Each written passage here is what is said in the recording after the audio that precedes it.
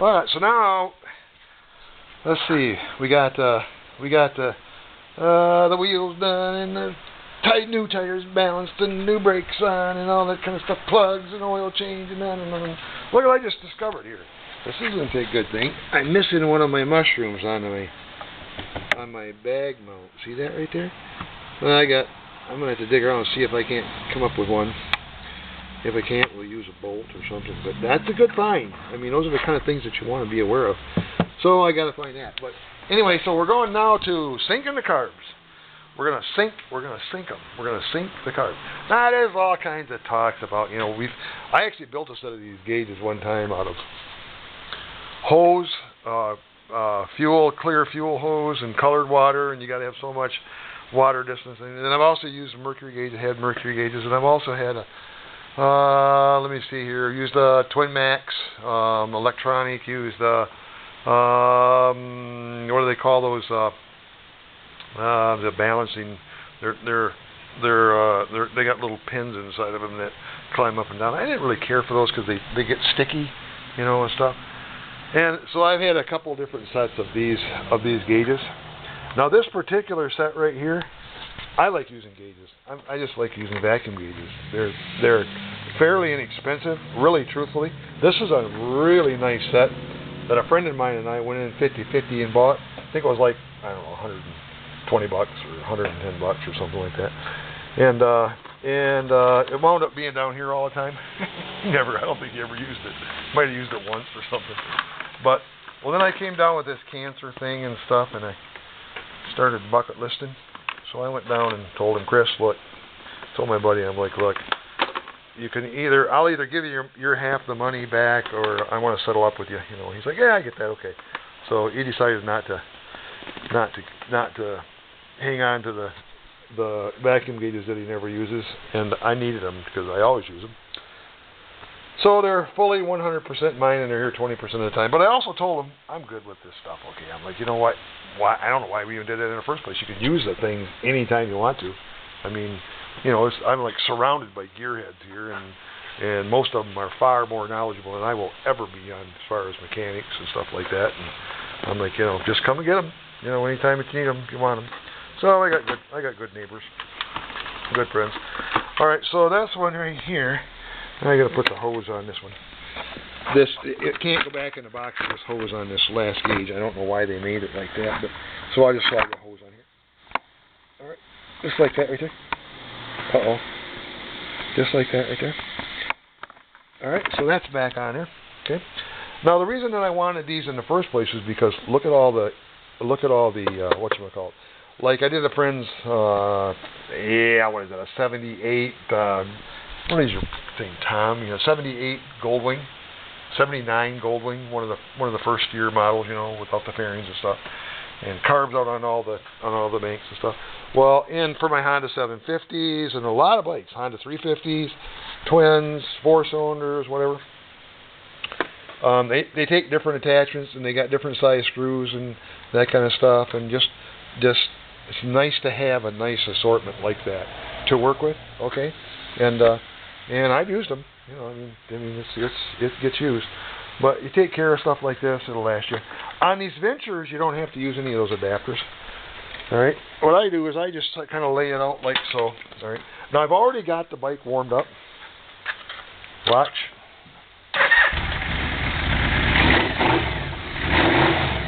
It's already warmed up.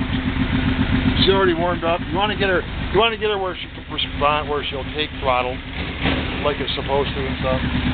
Get your idle set where it's supposed to be. I might be a little 50 RPMs high or whatever. All right. All right, and then I set up my gauges to the corresponding cylinder. So when I look at my gauges, I know exactly what's where. All right. So what I need is a pair of needle nose so I don't burn my fingers. We'll find us this little pair of needle nose going here. Okay. So here's on these 83s. Here's a port right here. See that little port right there? Just pull that little plug right there off there. There's one. There's one. We'll just drop it right in that box right there. Here's another one right here. Can you see in there? Can you see in there? I don't know if you can or not, but right now. Oh, right now. Hold on here now. Don't get too carried away. That's the wrong one. See, I get carried away. I'm looking through the camera instead of at what I'm supposed to be doing. It's back in there, and I got it in my hand. See that? Or my player. See it right back in there? That right there. Right? This might be like an oil line or something. Oh man, I'm too old for this. I'm blind in one eye. I can't see out of the other, and then trying to do this.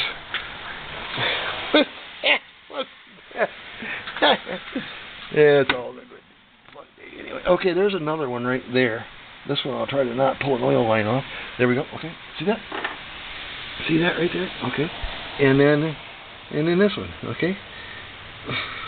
Now the way that these work, all multi-cylinder. Yeah, I've never done that R1, but someday I'm gonna. All multi-cylinder bikes have a base carb, and then the rest of them all sync to that base carb. All right. On these Yamahas, it's I don't know if this is right according to Coil or not, but this is where I go anyway. I'm saying this is number one, left side, first cylinder by your knee, going forward. Start from the back, number one, number two, and then back over on the other side, number three, number four. Okay. So we'll set up our gauges just like that. We're going to put this number one gauge hose on that number one cylinder nipple. Yeah, right there. Where did that go? It was hiding. It's in there. It's in there. Just a minute. I want you to see what I'm doing here, too. Okay. You just kind of slide that hole. See, those nipples that are on these intake manifolds, these little rubber intake manifolds, those get holes in them and they'll leak air and you'll lose vacuum.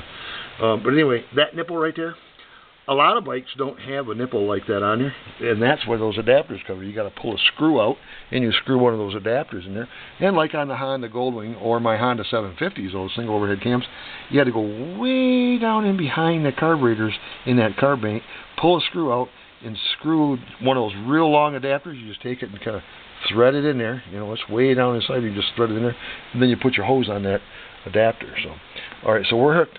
Number one gauge to number one cylinder, all right? And this isn't even necessary. You don't have to do that to be that anal. You don't want to be so anal about stuff all the time. But you see me sliding that hose on there? All right, so we got two hoses hooked up. We got number one cylinder, number two cylinder. Yeah, one and two. All right, now we'll go to the other side.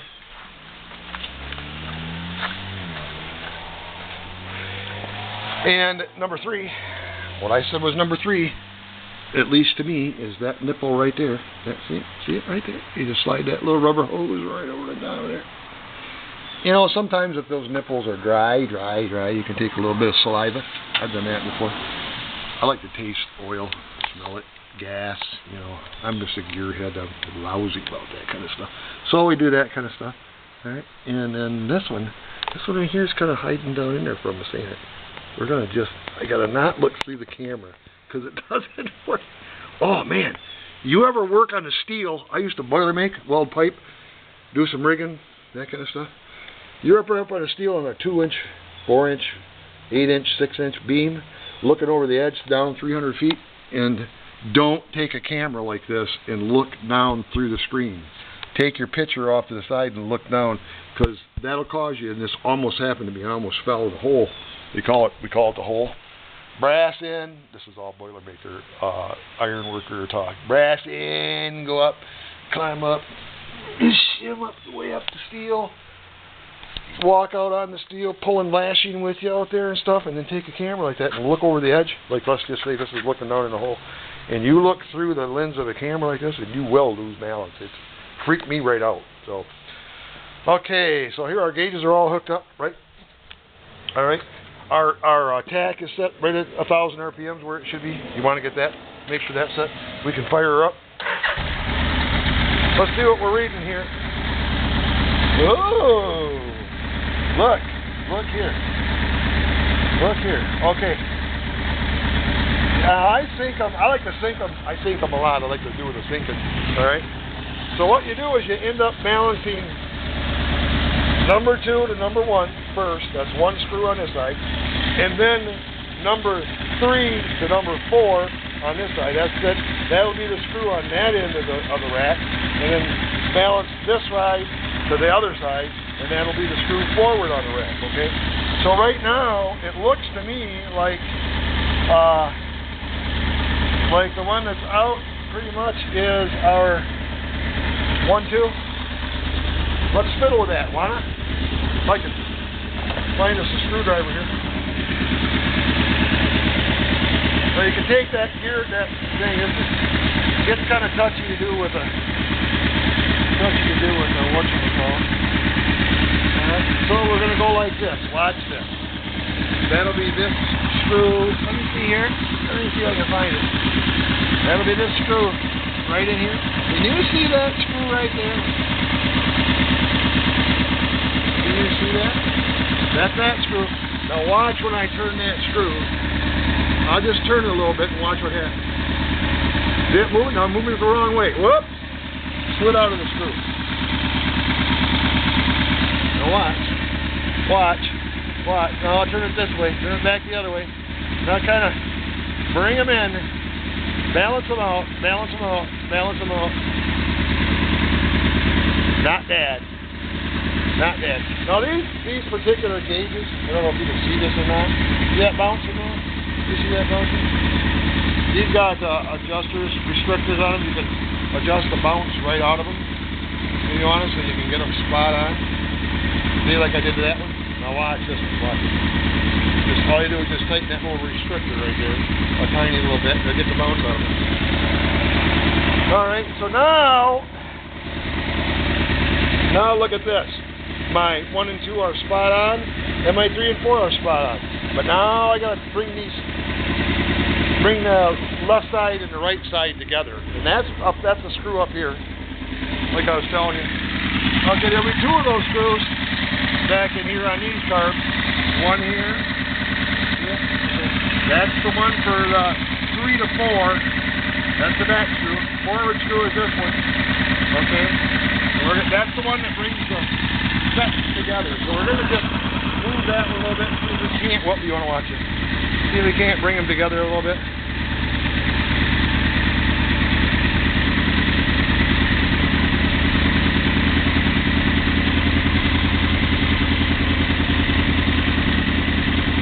See them? Came together nicely. Got a little bounce out of this one. Just take a little bounce out of this one. You can twiddle with this stuff. I love doing this stuff. Alright. Now, notice that my R's coming up a little bit. That's because they're getting in sync. They're getting in balance. Okay? This is good. Alright? So, looks to me like we might be a little heavy on that match.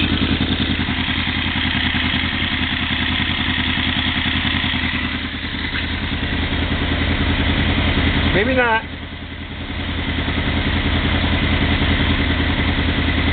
That's pretty doggone close right there. Whee, doggy. Now I like to bring them up like that. Bring them up to, run around up to like, lock my throttle. Lock my throttle so it'll stay there.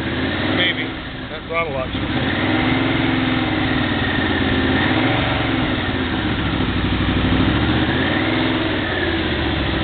The throttle lock's not marked at speed, so we just kind of watch them together here.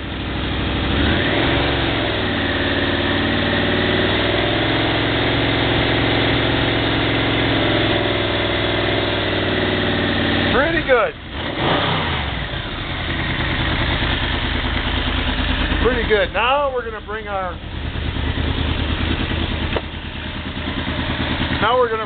idle down.